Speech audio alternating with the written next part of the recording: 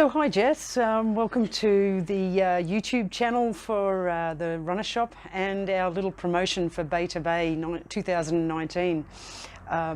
We've had a couple of interviews now with previous Bay to Bay winners, and we're really thrilled to have you along because you're a double Bay to Bay winner.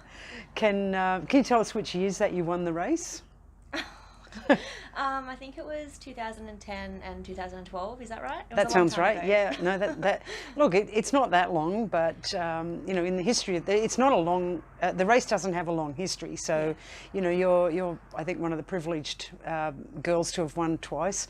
And the most amazing thing with Jess's wins is that she ran exactly the same time. Now, tell us that's an amazing. How much effort did you put into going the same time, Jess? I don't think it was intentional. It would have been nice to do a quicker time, but I don't know. Time isn't usually a huge factor for me. I don't know. You just run the race. Yeah, I just ran it, so I probably didn't even realise till after. But I mean, it is a shame not to have a quicker time. But yeah, you know. No, I think it's pretty incredible to have the same time. And we were talking and just saying, I mean, you could have like paused at a drink station or given somebody a high five, or I mean, anything. It was like not even to like exactly to the second, 44:32, which was an amazing fast time, and we think that might even be the course record. So congratulations on that. Thanks. So and you know, with Jess locally, we've known for many years that she's our fastest runner on the coast. So we've you know, we've been very fortunate to have you. A lot of the young ones look up to you, and I know you don't believe that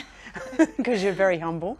But tell us how you sort of came about running fast. Was it just natural, or did you have to work at that? I don't know. I guess I kind of started realising what running was all about when I went to Terrigal Trotters, and I'm pretty sure, well, I used to just run. I didn't really know much about it, so I just ran and turned up there and did some things, and I think I did the time trial there, and I don't know. Wondered why everybody was behind you? No, I don't know.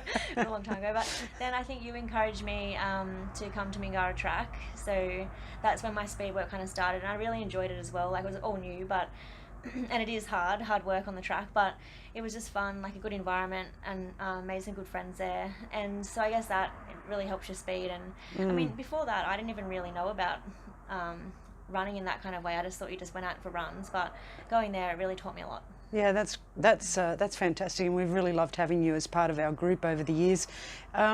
Did you run at school? Not like that. Because you went to quite a small school, didn't you?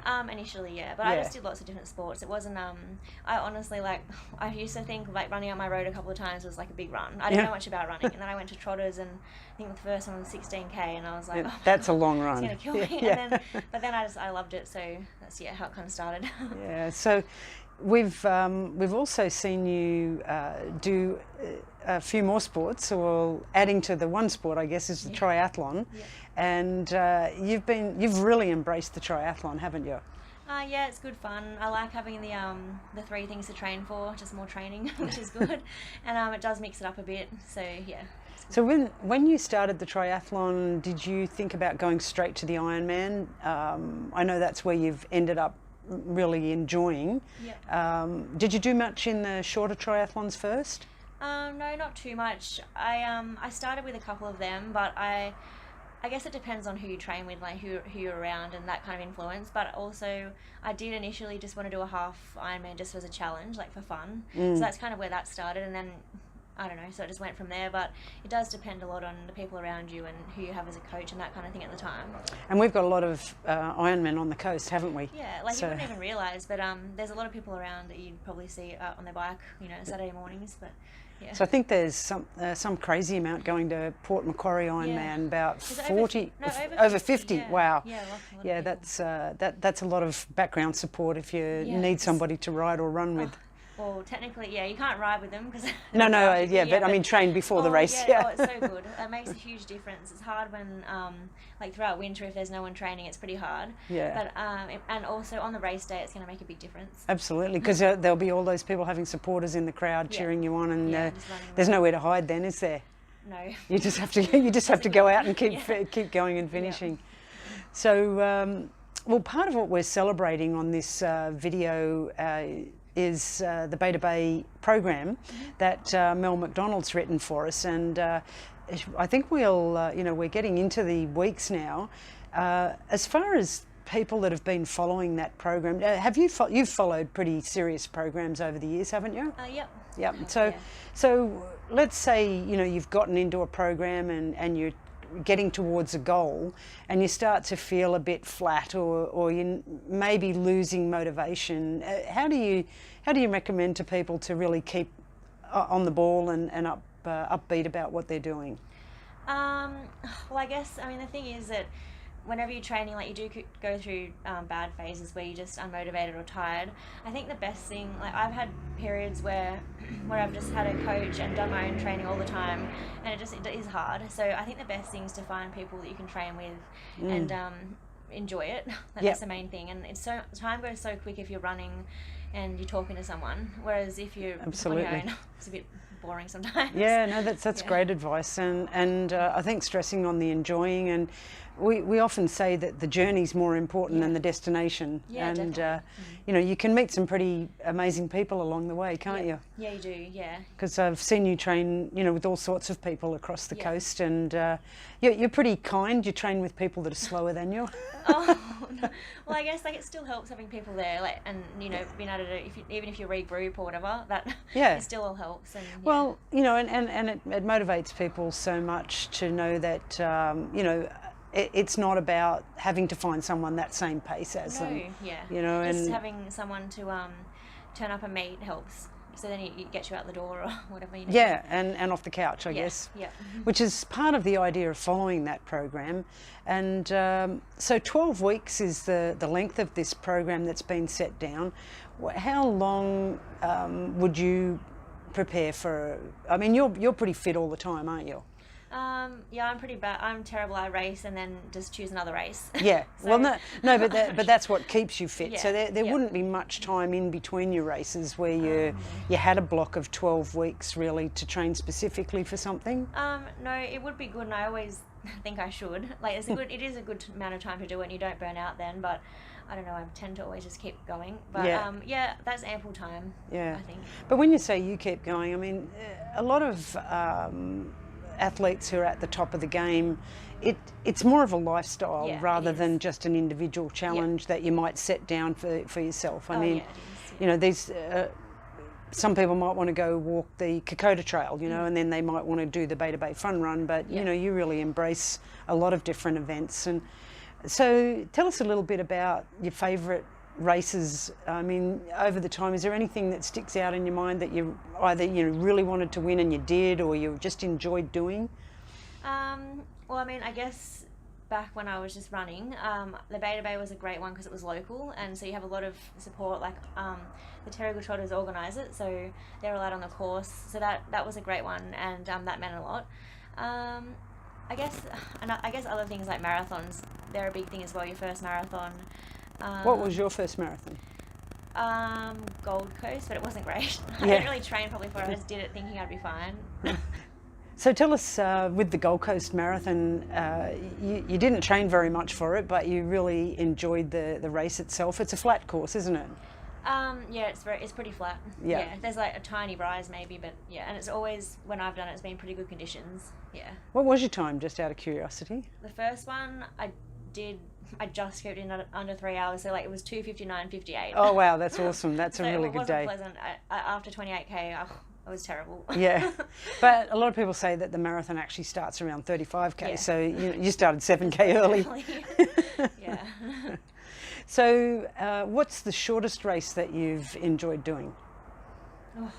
I don't know. I guess I did do a few track 3Ks races on the track. Yeah. I don't know about enjoyed, but I mean, I guess it's a good. It's thing an to achievement, do, isn't it? Not so much a like, wow, Yeah. that was a lot of fun. Yeah, it's pretty tough. And yeah. I think you were pretty good at the 3K. I think you're pretty good at everything, actually. Jess is a very talented athlete. So tell us, in your family, I know your mum and dad have been incredibly supportive. What has that meant to you? Well, that means a lot. Yeah, they're continually supporting me. And they're always at my races, so that's nice. It's like with any kind of race, it's nice to have people there watching you. So I'm pretty lucky. Yeah, and they brought you to a lot of venues when you were younger, or did you start a bit later? Yeah, I used to do other sports. They take me to those ones, like Yeah. tennis and that kind of thing instead. Yeah. Yeah. But they would have if I was running. Yes. Yeah. No, well, we find that, not only the family support, obviously the younger athletes, that it's incredibly important Yeah. to have that family support. I mean, the Central Coast is very spread out, and sometimes it's a little bit difficult to get to venues, so it's fantastic to have that sort of support. Yeah.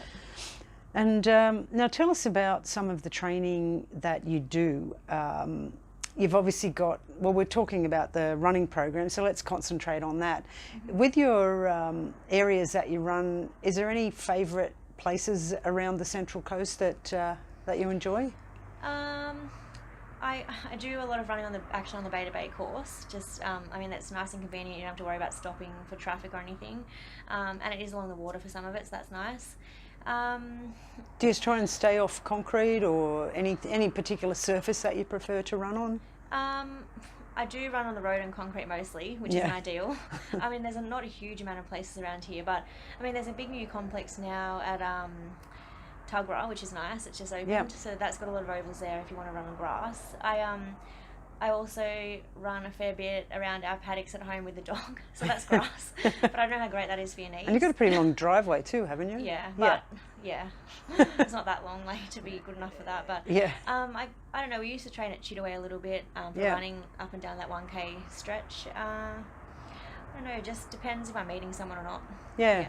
Oh no, it's good. That's a good variety, and I think that's another little trick to keep yourself motivated, isn't it? To not have to sort of go the same old you get thing. Things, So choose new people, choose different places. Yeah. And so with your bike and your swimming, did you find that they helped you running at all? Maybe initially. I think initially. Now that I've gone to Ironman, I don't do as much speed work for running, so I wouldn't be at the same speed for my Bay to Bay. But it helps with strength and that kind of thing. It's just a different kind of race though, so at the moment I wouldn't be quicker, but I mean, I could give a marathon and go and try it because that's probably a bit more similar. What's your marathon, how fast do you run your marathon in the Ironman? The last race I did was about 3:18, so it's about that, but I feel like I haven't quite done one that I'm happy with, but it's not terrible, but it's not great. No, I think you're very shy about how good those times are. 3:18 is a very good marathon, and it'll be interesting. So you haven't run one for quite a few years just by itself, a standalone?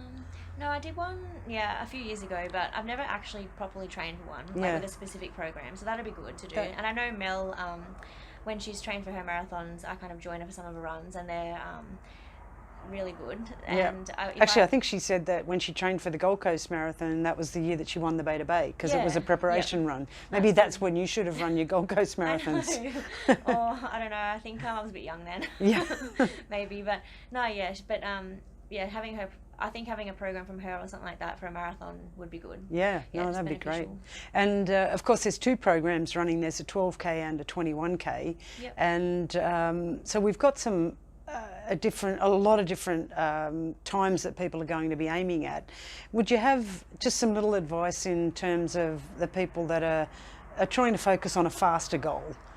Just something to help them with dedication, or what to focus on?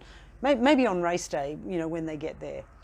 I mean, with the training side of it, I guess they just need to make sure they're doing some race pace stuff and some speed work, because it's hard if you're just jogging all the time and then you get into the race and you try and run heaps faster. It doesn't really work that way. So you've got to make sure you are working pretty hard in training at times and at the right kind of times. And I don't know, like I said, just if you find a friend to do it with and train with them, it'll make it a lot more enjoyable and a bit more motivating, I guess. Yeah, and that's good. Yeah, and don't make sure you do the recovery too, like don't get too worn out. Exactly, and I think that's Mel's got some good recovery. When we introduced the program, we really made a big point about the recovery. And once again, there's a lot of people that will be different ages, and I can vouch for the older age group needing the recovery even more than the younger people. But you certainly notice it when you now. I feel like now that you're old. Yeah, now that I'm older, I feel. Are you like 30 yet, Jess? Almost. Jess is not old. But it does. You do like have to worry about it more. But for anyone as well. Like, and I did. I sent the link to my brother to try and get him to do it. So, Cool. it's a good start. Like, even if you have no real base, like it starts off pretty slow and progresses. So it's a good thing to have. Like, because some people most people that don't run or have a running background just don't know really, I guess, how to do it. So it's nice to have a guide. And the thing too, if you haven't started the program on day or week one, you should be able to slide into it and just maybe be a little bit careful of the faster things more than the longer things, because 12K is a long way, but it's not it's not a marathon. No, and if you have to like just walk for a little bit in the race, that's fine too, I guess. Yeah, like, definitely. You don't want to, but I guess it doesn't hurt. Yeah. So speaking about the race, we didn't hear how you actually went through the race, and I know you said that you didn't remember a lot of it. It's a long time ago. It is a long time ago, but what do you think the hardest part of the course is? Because you probably remember that more than the easiest parts. Yeah, there are a couple of hills in there. Like, they're not huge hills, but when you're racing hard, they are tough enough. Yeah. I think they're about 4 or 5K in maybe. Yeah. They're quite tough, but I guess the main thing is just to not go flat out up the hill and just kind of remain steady. And I don't know, it is quite a like a relatively flat course apart from that. So that's the main bit, but. Also, I guess you don't want to go too hard at the start. Yeah, that's a mistake. So then you end up suffering later on. That makes it a lot longer race, doesn't it? Yeah. And do you drink along the way? I wouldn't in a 12. No. Oh. I mean, if it was really hot, I might get some. And maybe now that I do triathlon, because I'm drinking all the time, I'm more used to it. But when I was just running, I didn't really worry about it. Yeah, I found out a lot of people who are probably in the lead pack don't drink so much. Yeah. But I think I have been up close to the lead pack, but I've drunk most of the time. Okay. Yeah. I don't know. You need to practice it, don't you? Yeah. Just choke. Like you might choke, so put a cup down on a table and run flat past it, and you're going to squeeze the cup and get the water out, and try not to get it all over yourself, but in your mouth. Yeah. But I guess, I mean, it depends on the day. If it's cool, it's not as necessary maybe, but if it's a really hot day or windy or something. And it depends how long you're out there. It's alright if you're only out there for 45 minutes or so. But and then of course there's as I said, Mel has the faster people and the slower people. So obviously for the slower people, they're going to be longer. They need to drink while they're out there, because you are perspiring and. And say if it's a cold day, I mean, that's an interesting thing for the people that are out there a longer time. Should they carry a jacket, do you think? I mean, in the half marathon, if you're going to be out there like 3 hours, I mean, which would be probably the back of the field, but you know. It depends on the person, I guess. Some people just, when they run, they're boiling all the time. Yeah. I guess you'd want to train, like, if you just do a couple of your training runs in the morning when it is cooler, because it is going to be that time of year. Just experiment a little bit. You'll know yourself. Like, I wouldn't race.